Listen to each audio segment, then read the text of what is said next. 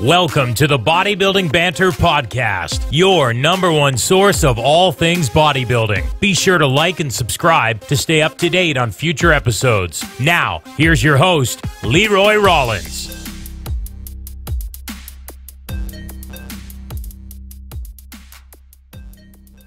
What is happening, guys? Welcome to the Bodybuilding Banter podcast.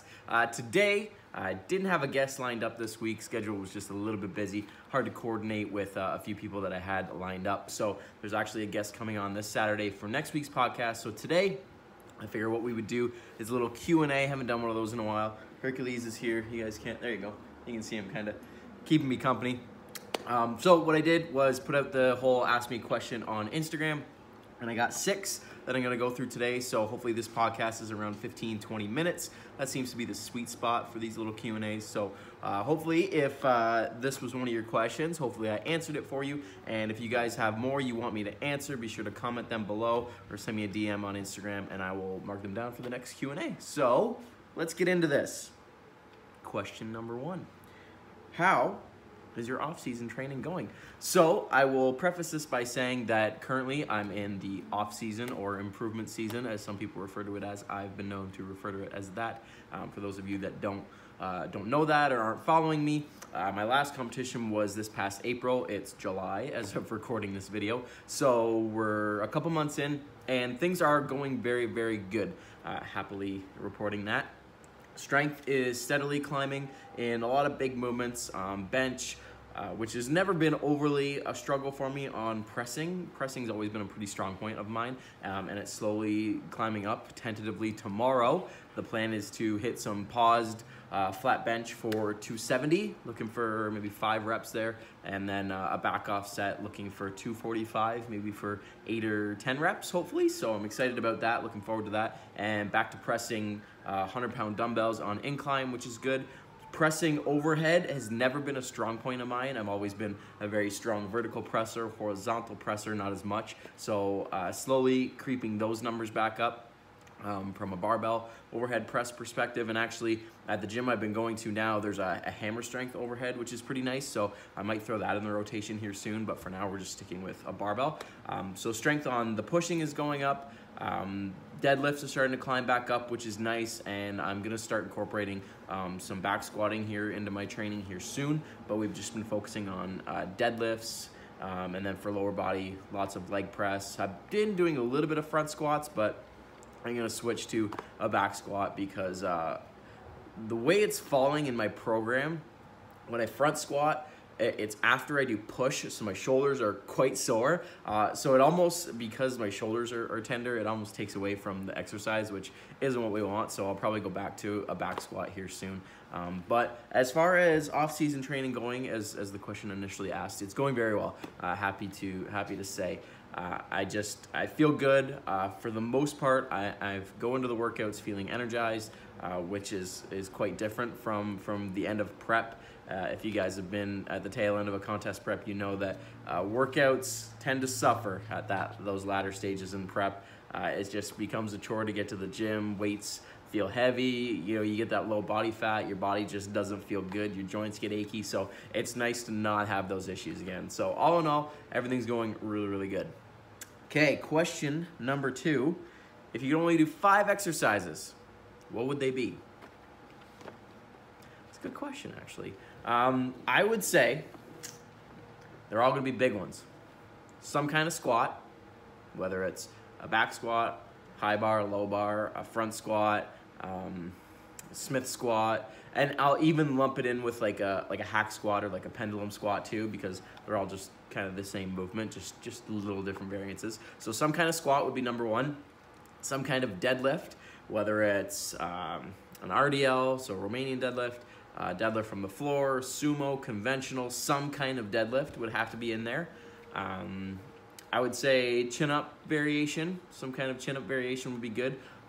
So whether it's a wide grip, a close grip, neutral, weighted or not, assisted with the machine if that's where you're at in your strength curve. Using the machine to still get that chin-up is good. So that's 1, 2, 3. I would say obviously some kind of push, whether it be a bench press, flat or an incline or a decline, or a dumbbell press or a hammer strength press. Some kind of press would be key. And then I think I was gonna say an overhead press, but I think I'm gonna go with a row variation. So whether it's a cable row, a barbell row, a chest supported row, a dumbbell row, some kind of row, I think that will get you more bang for your buck than a simple overhead press. So let's talk real quickly about commonalities between all those exercises and why I chose them. First one is they're big compound movements, so they're gonna provide a lot of stimulus. They're gonna hit multiple muscle groups at once versus say like a bicep curl, you're getting mostly biceps, which we don't want. But if I do a pull-up, I'm gonna get back, and then I'm also gonna get biceps, and obviously a couple other muscles as well. Lots of forearm work, lots of upper back work. So those 5 exercises, a squat, a deadlift, a press, a pull-up, and a row, those are exercises that are gonna get you the most out of them, okay? So if you can only do 5 exercises, I would say those were the 5 I would pick. And those are the 5 exercises that if I was to look back at my training career, when I started working out pretty seriously at 16, 17 years old, I was doing those exercises, and I still do them. Obviously things have changed, like different ways of doing certain exercises, and sometimes some get more attention than others, and different variances. Sometimes there was a quite a extended period of time where I would do sumo deadlifts, and then that was fine at that time. Now I do some RDL work, and I do conventional deadlifts and stuff like that. When I was getting ready for powerlifting, it was lots of low bar squats, whereas when I'm doing more bodybuilding focused stuff and not necessarily trying to just move weight, I'm trying to stimulate my muscles and apply that overload, then it might be a high bar, or it might be a hack squat or something to that. So those would be the 5 I would pick, guys.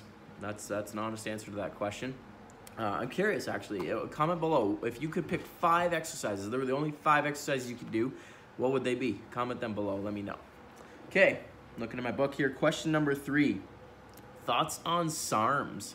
This is a hot topic nowadays, is SARMS. So for those of you that might not know what SARMS are, I don't claim to be an expert. I don't know really a whole lot about them, except for they're kind of in the same vein as steroids, from my understanding. I don't think they're exactly the same, or they would be called steroids and not SARMs. I think they work a little bit differently, but the commonality between SARMs and steroids is that they get your results a little bit better than being natural, a little bit faster.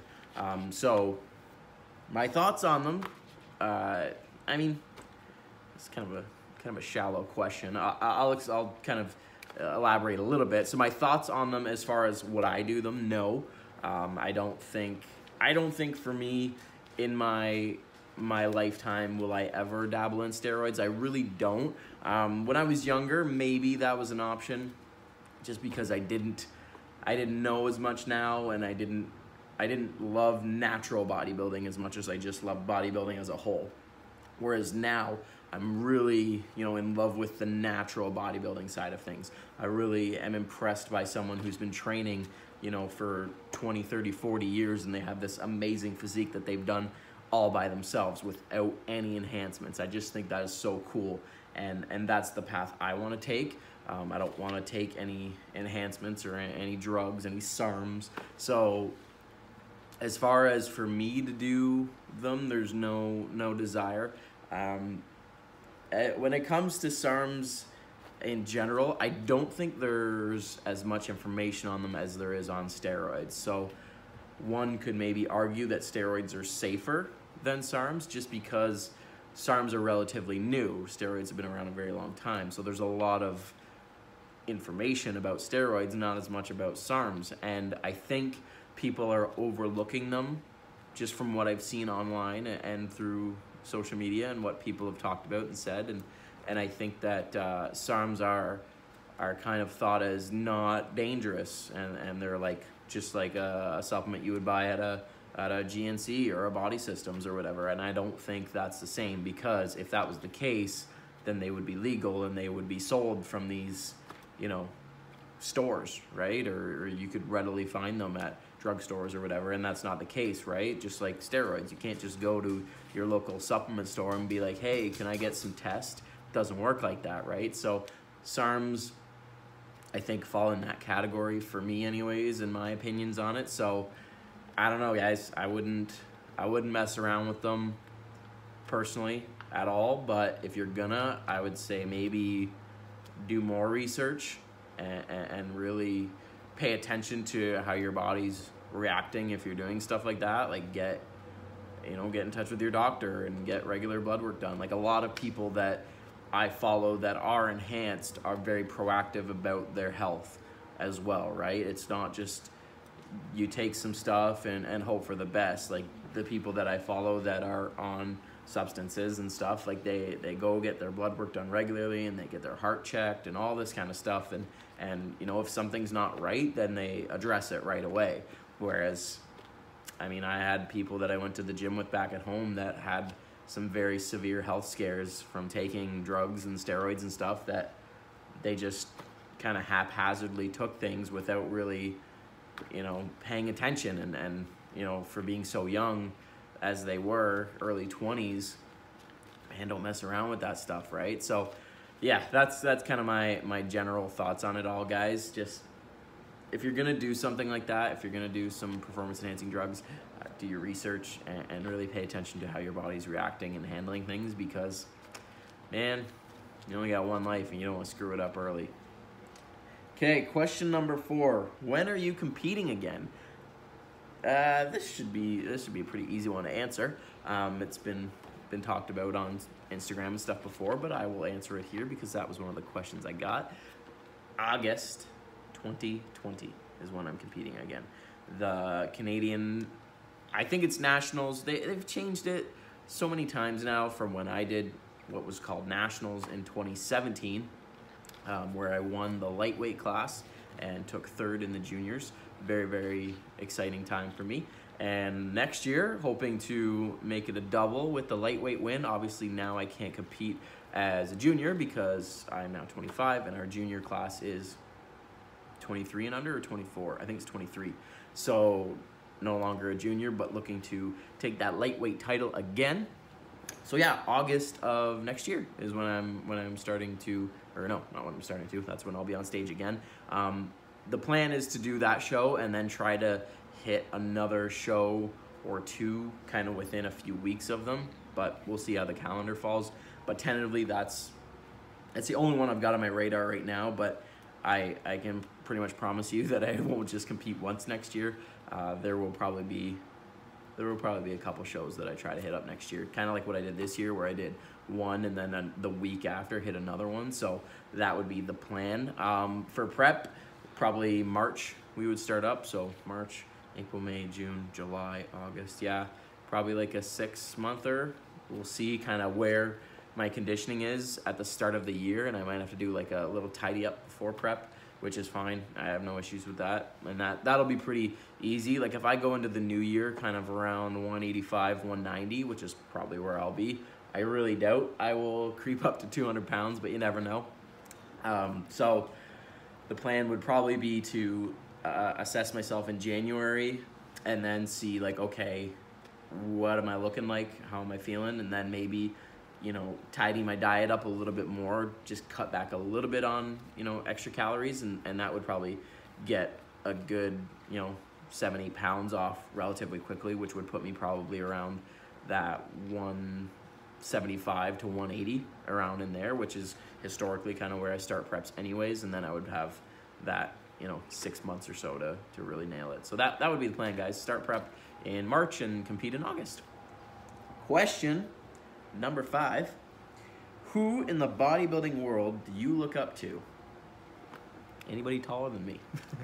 Okay, so this is a cool question, just because I think it's interesting to hear about who people, you know, kind of idolize, because I know, you know, not to toot my own horn, but I know, you know, people that look at me and they're like, wow, like you've done well, and you know, congratulations, I look up to you, and that's cool. And I think people maybe just assume, I mean, I've done it, right? People that I look up to, I'm like, they're the top of the mountain, right? Who could they idolize? And then you hear them talk about like, oh, I look up to this person, or I follow this person, and you're like, oh, okay, that's kind of cool. You're human too, right? So for me, I'll just kind of drop a couple names and briefly explain why.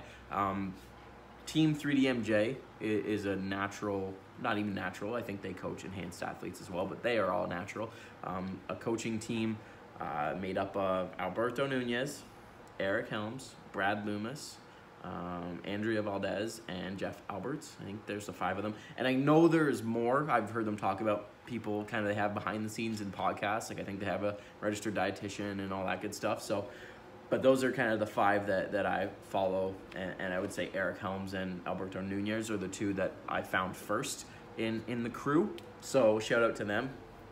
They've been very influential on, the knowledge that I've gained and how I've structured my training and pursued nutrition strategies and all that kind of stuff. They're an evidence-based team, and they put out good quality information, and they've been doing so for a very long time. So big fan of their podcast and obviously on social media and stuff, follow them. And I think even a few of them I got post notifications turned on, because when they post something, I don't want to miss it, right? So they're a team that I've looked up to for quite some time. Another one would be, wow, his name just slipped my mind. He coached a guy that I competed with. Cliff Wilson.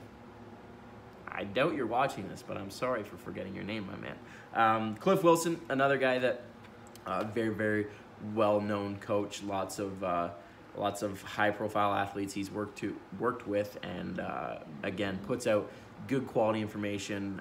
And I just have looked up to him for a long time in the community, just with how he coaches people and the results he's gotten, and himself as an athlete. He's got an amazing physique on him, and again, he's done it naturally, so that's super cool.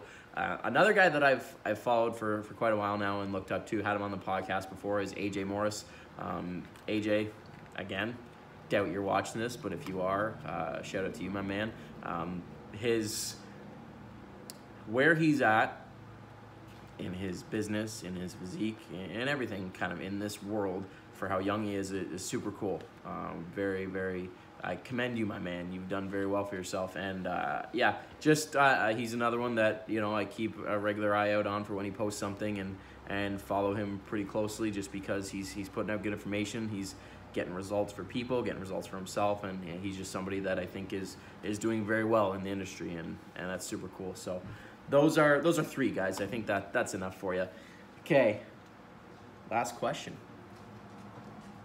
Shouldn't have ended with this one because it's not overly exciting. Cardio in the off season. Stressful.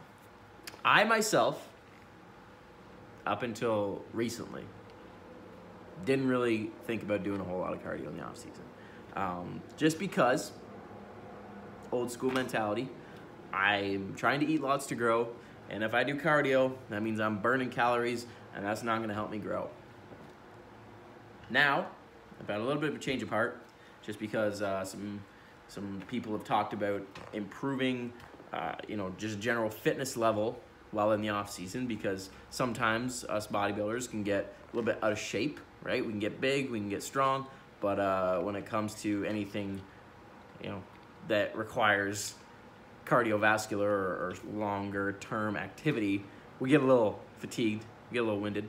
I myself can vouch for that. So the thought about cardio in the off season would be to just keep fitness in check, right? If you're gonna do a set of 20 on a leg press, you don't want your lungs gassing out before your legs, because that's not what we're trying to do, right? We're trying to train our legs, not just pass out from exhaustion. So cardio in the off season, I think, has its place. Definitely depends on who you are, right? Maybe for some people it might not. I don't know. For me before, apparently it didn't. But now I would say maybe 1 or 2 sessions a week. And it depends on what you do, right? Like for me, I work a physical job, right? So I'm moving most of the day, right? So for me, I might not need to do it as much or pay as much attention to it as someone who sits at a desk all day, right? Because they're not doing much. And then if they go to the gym, where yes, they're engaging in physical activity, but if it's more strength focused and hypertrophy focused, it might be a little bit slower paced, right? So you're not getting that stimulus of like huffing and puffing and you know, getting your heart rate up a little bit, you might for that set, but that might only be like 20 seconds, right? And then, you know, you rest and, you know, your heart rate comes back down, and you're not getting kind of taxed as you would on a cardio session, right? So cardio in the off season has its place, and again, it depends on who you are, right? So be sure to assess where you're at, what your goals are, and then address accordingly, right? I can't give a blanket statement where I think everybody should do cardio in the off season because, like I said, there's people that they probably shouldn't, right? There's people that struggle with gaining weight, and if they're in the off season, they're really trying to gain that weight. They're eating lots, but then they're doing cardio and they're burning, and it makes it harder to gain weight and push that body weight up and get those numbers up in the gym. Then that person probably shouldn't be doing cardio, right? Or someone else, like I said, if they're at a desk all day and then they go to the gym, they're not, and then they get winded going up the stairs at home. That's not good, right? So that person might benefit from cardio in the off season. So those are my thoughts on that. All right, guys, 1, 2, 3, 4, 5, 6 questions done. We're just over 20 minutes looking at the camera here. So hope you guys enjoyed this little Q&A, and stay tuned for the podcast next week because I got my man Brent or Brett. Sorry, dude. Brent or Brett. Either way, he's going to be fun to have on the podcast. I'm excited to have him on, fellow Canadian competitor. So be cool to chat with my fellow Canadian man. So hope you guys enjoyed this again. Be sure to like and subscribe. And again, if you have questions, either comment them below or DM me, and I'll be sure to mark them down for the next Q&A podcast. Hopefully this week we are going to get another update video of just where things are at with me, because I'm hoping to do that every week since vlogging is now a little bit more challenging with my life, my schedule, my work. But anyways, we'll save that for another video. So thanks again, guys. Like and subscribe. Be sure to follow the podcast, follow the channel, follow me on Instagram at Leroy_Rollins_fitness. Follow Hercules, even though he doesn't have an Instagram. Maybe one day he will. Thanks again, guys. I'll see y'all in the next one.